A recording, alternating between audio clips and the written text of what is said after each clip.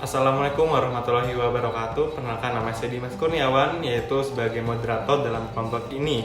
Dalam kelompok ini kami akan menjelaskan materi terkait ekonomi internasional, yaitu tentang kerjasama internasional.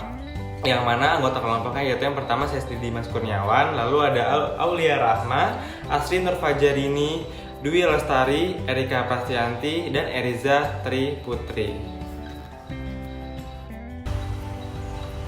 Baik, materi yang pertama yaitu tentang kerjasama internasional. Pengertian kerjasama internasional itu apa sih? Pengertiannya yaitu suatu bentuk hubungan yang dilakukan oleh suatu negara dengan negara lainnya yang bertujuan untuk memenuhi kebutuhan rakyat dan untuk kepentingan negara-negara di dunia. Dan kerjasama internasional ini meliputi kerjasama di bidang politik, sosial, pertahanan, keamanan, budaya, dan ekonomi yang berpedoman pada politik luar negeri masing-masing. Lalu selanjutnya yaitu tujuan dari kerjasama antar negara, yaitu membebaskan bangsa-bangsa di dunia dari kemiskinan dan kelaparan. Yang kedua yaitu membebaskan bangsa dari keterbelakangan di bidang ekonomi. Lalu yang ketiga memajukan perdagangan dan mempercepat pertumbuhan ekonomi. Yang keempat meningkatkan kestabilan dalam bidang ekonomi, politik, budaya, pertahanan, keamanan. Lalu yang kelima ada memelihara ketertiban dan perdamaian dunia. Yang terakhir yaitu meningkatkan dan mempererat tali persahabatan antar bangsa di dunia. Selanjutnya yaitu fungsi dari kerjasama antar negara, yaitu memperlancar hubungan ekonomi baik membentuk pertukaran hasil produksi dan faktor produksi, serta memperlancar sistem pembayaran antar negara. Lalu yang kedua, menciptakan kerjasama secara timbal balik antar negara melalui perjanjian ataupun melalui badan atau organisasi internasional dan nasional. Selanjutnya materi akan disampaikan oleh kawan saya. Perkenalkan, saya Erika Prastianti. Di sini saya akan menjelaskan tentang faktor-faktor penyebab kerjasama antar negara dan bentuk kerjasama internasional.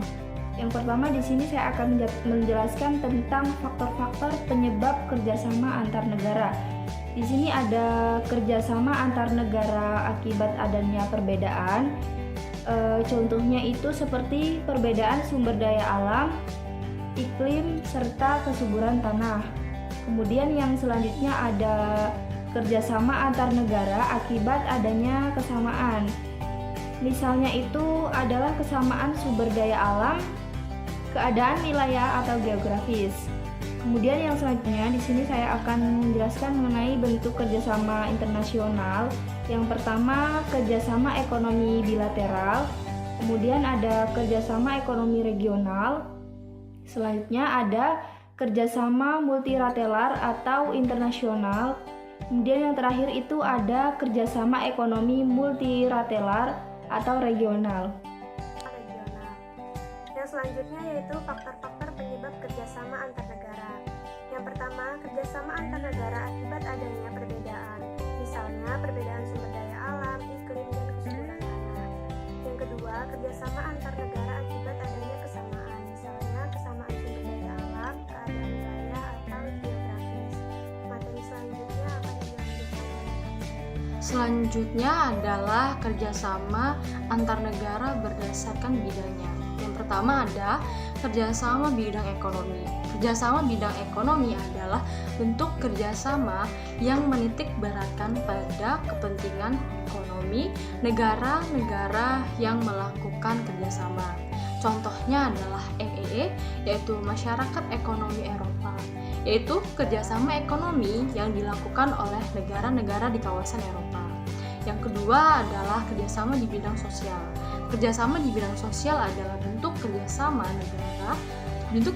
antar negara yang dilakukan dalam bidang sosial. Contohnya adalah WHO atau World Health Organization, yaitu kerjasama antar negara anggota PBB dalam bidang kesehatan. Dan yang terakhir adalah kerjasama bidang pertahanan atau politik.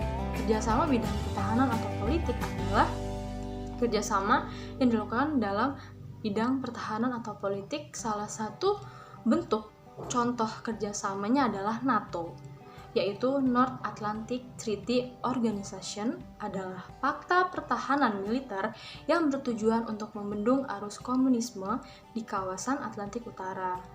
Materi selanjutnya adalah Badan Kerjasama Regional. Badan Kerjasama Regional diantaranya adalah yang pertama ASEAN, yaitu Association of Southeast Asian Nation. ASEAN adalah organisasi yang bertujuan mengukuhkan kerjasama regional negara-negara di Asia Tenggara. Didirikan pada tanggal 8 Agustus 1967 di Bangkok, Thailand. 5 negara pendirinya adalah Indonesia, Thailand, Malaysia, Filipina, dan Singapura. Lalu pada perkembangannya 5 negara di Asia Tenggara yang lainnya yaitu Brunei Darussalam, Kamboja, Laos, Myanmar, dan Vietnam ikut bergabung dalam ASEAN. Yang kedua adalah APEC atau Asia Pacific Economic Cooperation. APEC adalah forum kerjasama di negara di kawasan Asia Pasifik untuk meningkatkan pertumbuhan ekonomi, perdagangan, dan investasi di antara sesama negara anggotanya. Dan yang terakhir adalah ADB atau ASEAN Development Bank. ADB atau Bank Pembangunan Asia didirikan untuk membantu negara-negara yang sedang membangun dengan memberikan pinjaman lunak, yaitu dengan masa pembayaran dalam jangka panjang serta bunga yang rendah. Terima kasih. Sekian yang dapat saya sampaikan. Sama ekonomi multilateral. Yang pertama itu ada IMF atau International Monetary Fund, yaitu salah satu organisasi internasional yang menangani masalah keuangan. Tujuan dari IMF itu sendiri yaitu yang pertama memantau perkembangan dan kebijakan ekonomi, yang kedua memberi dana pinjaman bagi negara anggota IMF, dan yang ketiga mengadakan pertemuan tahunan anggota IMF. Pada dasarnya IMF adalah organisasi yang berada di tengah sistem moneter internasional seluruh dunia. Yang kedua ada WTO atau World Trade Organization. Itu tujuannya berkaitan dengan kelancaran perdagangan internasional. Yang WTO sendiri adalah salah satu-satunya organisasi internasional yang mengatur perdagangan antar negara. Yang ketiga ada IFC atau International Finance Corporation, adalah lembaga keuangan internasional yang menawarkan layanan investasi, konsultasi, dan pengelolaan aset untuk mendorong pengembangan sektor swasta di negara-negara yang kurang berkembang. Selanjutnya ada kerjasama internasional yang pernah dilakukan oleh Indonesia. Yang pertama ada kerjasama di bidang pertanian dan peternakan dengan Australia. Selanjutnya yang kedua ada kerjasama di bidang hubungan perdagangan, teknik, dan ekonom dengan Mesir pada tahun. Baik, materi selanjutnya tentang dampak positif kerjasama internasional, yaitu dibagi menjadi 6. Yang pertama, meningkatkan keuangan negara. Yang kedua, menambah definisi negara. Yang ketiga, membantu meningkatkan daya saing ekonomi. Yang keempat, meningkatkan investasi. Yang kelima, memperkuatkan posisi perdagangan. Selanjutnya, dampak negatif kerjasama internasional yaitu dibagi menjadi 4. Yang pertama, ketergantungan dengan negara lain. Yang kedua, interpretasi asing terhadap kebijakan ekonomi di Indonesia. Yang ketiga, masuknya tenaga asing ke Indonesia. Keempat, mendorong masyarakat. Baik, mungkin hanya itu aja yang dapat saya sampaikan. Atas kurangan dan lebihnya dari kelompok kami mohon maaf. Semoga ilmu yang kami berikan bermanfaat untuk kalian semua. Saya akhiri, wabillahi taufiq wal hidayah. Wassalamualaikum warahmatullahi wabarakatuh.